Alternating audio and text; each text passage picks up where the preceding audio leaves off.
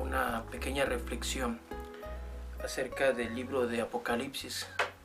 Y quiero comenzar en el capítulo 1, versículo 1, que dice de la siguiente manera, quiero que escuchen por favor: la revelación de Jesucristo que Dios le dio para manifestar a sus siervos las cosas que deben suceder pronto, y la declaró enviándola por medio de su ángel a su siervo Juan, que ha dado testimonio de la palabra y del testimonio de Jesucristo, y de todas las cosas que ha visto. Bienaventurado el que lee y los que oyen las palabras de esta profecía, y guardan las cosas en ellas escritas, porque el tiempo está cerca. Dios nos dio, dentro del tesoro maravilloso que es su palabra, nos regaló el último libro de la Biblia, que es como una corona de la revelación. La palabra misma, Apocalipsis, significa revelación, de allí su nombre, porque está al comienzo del libro, la revelación, el Apocalipsis de Jesucristo. La pregunta es: ¿por qué, si el Apocalipsis es un libro que revela, es un libro que da a conocer las cosas que van a suceder, por qué para muchos es un libro de confusión? ¿Por qué para muchos es un libro que produce inclusive temor o terror? Si es un libro que fue dado a nosotros, la Iglesia del Señor, por medio del apóstol Juan, para recibir consuelo y esperanza en tiempos difíciles, en tiempos de crisis, en tiempos de juicios. Hay una historia para muchos conocida. Es una historia muy épica, fantasía, pero tiene algo de enseñanza, como muchas cosas lo tienen. Dice el apóstol Pablo: examinadlo todo, retened lo bueno. Y en esa historia, en este mito del mago de Oz, o la historia del mago de Oz, hay una escena, hay una parte donde un perrito llamado Totó quita la cortina y revela la farsa de aquel mago. Y Apocalipsis viene siendo como exactamente eso, como quitar la cortina para que podamos descifrar muchas de las cosas que están sucediendo. El Señor Jesucristo nos dijo que Él no quería que nosotros estuviésemos a ciegas. Y dijo: les digo estas cosas antes de que sucedan, para que cuando sucedan ustedes no sean engañados. Nosotros no deberíamos ser engañados, porque tenemos la palabra de Dios que nos ha revelado su voluntad, sus propósitos, y en medio de todas las circunstancias que estamos viviendo, Dios ya nos ha dado a conocer esos misterios, esas cosas que para otros son un misterio, para nosotros no deberían serlos. Nosotros no estamos en oscuridad o en tinieblas, nosotros estamos en luz, porque Dios nos ha revelado por medio de su palabra, su evangelio, nos ha revelado a nosotros la verdad.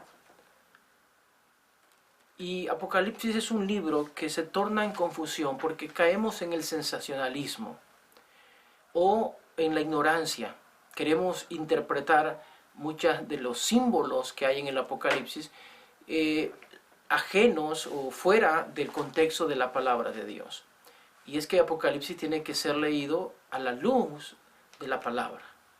El principio básico y fundamental para entender el Apocalipsis es leerlo en el contexto de la Biblia.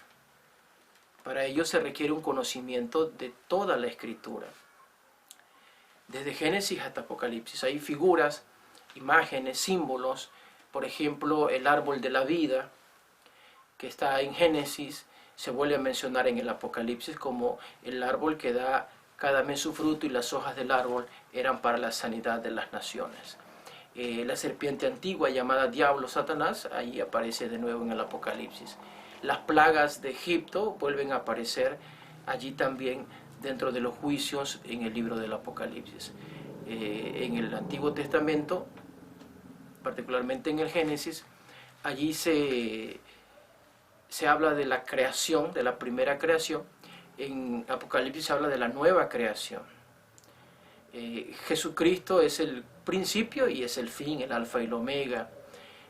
Ahí están muchos de los símbolos en los profetas. De la misma manera hay mucha profecía, sobre todo Daniel, Zacarías, que están en el Apocalipsis, personajes.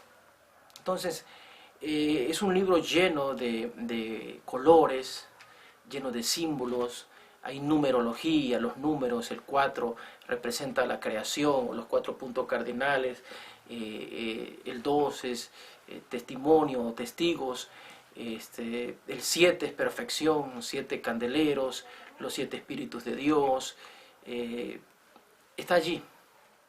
Entonces hay mucho, una gran gama de símbolos, números, colores, etc. Y algo muy importante, y queremos comenzar con lo que dice el texto que leímos, es que es la revelación de Jesucristo.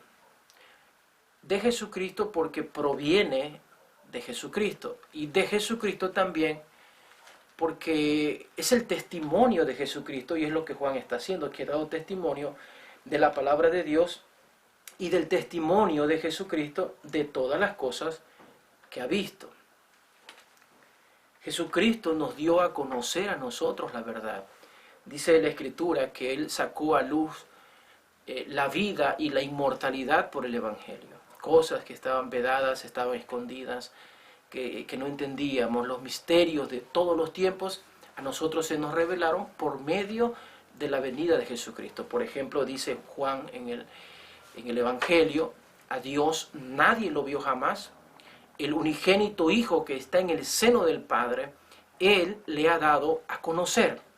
Entonces Jesucristo nos dio a conocer al Padre, nos dio a conocer la eternidad, la vida eterna. Él nos reveló a nosotros todas las cosas que necesitábamos saber y entender. Entonces el testimonio de Jesucristo, la venida de Jesucristo es una revelación. El Evangelio de Juan, la carta a los Efesios, el apóstol Pablo en el capítulo 1, dice que las cosas que estaban escondidas, el misterio que estaba escondido desde antes de los siglos, nos fue revelado o dado a conocer por medio de Jesucristo. Había una persona que se llamaba Don Juan, que era un viejito que siempre andaba con guaraches, una ropita muy sencilla y un morralito. Y Don Juan era muy conocido en su pueblo y tenía una característica muy particular. Don Juan vestía muy sencillo, pero era una persona pudiente, era muy rico Don Juan. Ranchos, ganado, dinero, pero siempre vestía de la misma manera. Una persona que siempre lo observaba le dijo: oiga, Don Juan, ¿cómo es posible usted con tanto dinero, con tanta riqueza, y mire las fachas en las que anda? Y Don Juan, con toda la calma del mundo, le decía: hijito, es que, pues, a mí todo el mundo me conoce, aquí todos me conocen. Pero en otra ocasión, esta misma persona se lo encontró a Don Juan en la ciudad. Y se le acercó a él y dice: oiga, Don Juan, bueno, allá en el pueblo porque todos les conocen, pero aquí en el pueblo, en la ciudad, usted con esa facha, esos guarachitos, mire, ¿qué pasó? Y entonces Don Juan le contestó: mira, hijo, es que aquí nadie me conoce, así que pues, me da igual vestirme de la manera que me he visto. En el pueblo todo el mundo lo conocía y allá nadie lo conocía. El caso es que Don Juan era el mismo, lo conocieran o no lo conocieran. Y yo sé que a nosotros hay gente que nos conoce y hay gente que no nos conoce. Pero nos conozcan o no nos conozcan, nosotros tenemos que ser los mismos y aprender a dar testimonio en todo momento. El apóstol Juan estaba padeciendo por causa del evangelio y el testimonio de Jesucristo. Ahora, hay que notar algo muy importante. No es padecer por cualquier cosa, no es sufrir por cualquier cosa, sino que realmente padezcamos por la causa del evangelio de Jesucristo. Cuando padecemos por su causa, cuando sufrimos por el evangelio, entonces Dios dice que deberíamos sentir gozo. Es un privilegio poder padecer por la causa más grande y honorable que existe, que es el evangelio de nuestro Señor Jesucristo, el testimonio de la verdad. Hoy es el tiempo en el cual tenemos que aprender a decir la verdad. Decirla así, con mansedumbre, de la buena manera, sin provocaciones, pero mantenernos firmes en nuestras convicciones, firmes en nuestras creencias. Y Juan, por dar testimonio de Jesucristo y de la palabra, él estaba desterrado a la isla de Patmos, y allí, en aquel momento de oscuridad, en aquel momento cuando los cristianos estaban siendo torturados y muertos por la causa del evangelio, por el testimonio de Jesucristo, a Juan se le revela el amanecer de la noche más oscura de la historia. Nosotros hoy estamos enfrentando tiempos de oscuridad, y Dios tiene en su palabra, en el Apocalipsis, la revelación de un amanecer glorioso. A nosotros aquí se nos enseña que hay cielo nuevo y tierra nueva. Aquí se nos enseña que tenemos que ser fieles hasta la muerte. Aquí se nos enseña que Él nos dará la corona de la vida, como lo dijo el apóstol. Yo ya estoy para ser sacrificado y el tiempo de mi partida está cercano. No dijo que iba a morir de una enfermedad o de algo natural. Dijo para ser sacrificado. Y cuando hablamos de sacrificado, hablamos de que iba a morir por causa del evangelio, del testimonio. Y él dijo, el tiempo de mi partida está cercano, he peleado la buena batalla. He acabado la carrera, por lo demás me está guardada la corona de justicia, la cual me dará el Señor juez justo. Y no solo a mí, sino también a todos los que aman su venida. Así que hay un premio, hay una recompensa para los que se mantienen firmes, para los que pelean la buena batalla de la fe. Estamos en guerra. Y es tiempo de pelear y luchar por el evangelio, de dar testimonio de la verdad, como lo estaba haciendo Juan en el periodo más oscuro de la historia de la vida de la iglesia. Miles de cristianos quemados en las hogueras, lanzados a los leones en los coliseos romanos, siendo despedazados por fieras, recibiendo látigos, muertos en la guillotina por la causa del evangelio, por predicar la palabra. Y a esto fuimos llamados. Pero en medio de esta guerra, en medio del dolor y del sufrimiento de la vida cristiana, hay una esperanza gloriosa. Apocalipsis nos revela las verdades más gloriosas para los tiempos difíciles, para los tiempos de sufrimiento. Dios está sentado en su trono, presidiendo al mundo entero. Dios está en control de las plagas, de los juicios. Y nosotros, la iglesia del Señor, hemos sido sellados con el Espíritu Santo de la promesa. y nada ni nadie nos separará del amor de Dios que es en Cristo Jesús, Señor nuestro. Fuimos apartados para el Señor, y el que comenzó en nosotros la obra la perfeccionará hasta el día de Jesucristo. Y las oraciones de los santos llegan hasta el altar, a la presencia misma de Dios. Y los juicios que vienen sobre este mundo vienen en respuesta a esas oraciones. Es el clamor de la iglesia. Dios está en control. Así que no debemos temer, porque nosotros tenemos vida eterna. Tenemos una ciudad en los cielos, cuyo arquitecto y constructor es el mismo Dios. Y fuimos llamados a cosas más grandes y más excelentes. Por eso, estemos donde estemos, en las circunstancias que estemos, debemos aprender a confiar.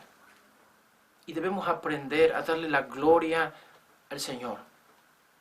El Señor está en medio de su pueblo, en medio de su iglesia. Y se pasea en medio de aquellos 7 candeleros que representan a la iglesia.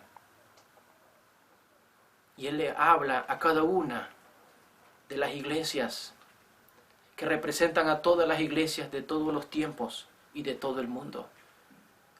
En esos 7 mensajes a esas 7 iglesias, Él nos está hablando, y en todos ellos nos está invitando a la fidelidad, nos está invitando a creer, y nos está ofreciendo sus promesas. A una de ellas le dice, aunque tienes poca fuerza, yo conozco tus obras y tu duro trabajo. Así que el Señor sabe por lo que estás pasando. El Señor sabe por lo que estamos enfrentando, lo que estamos viviendo. Él lo sabe todo. Él no ignora nada. Y Él ha preparado algo mejor, algo bueno para cada uno de nosotros. Pero tenemos que permanecer fieles hasta la muerte.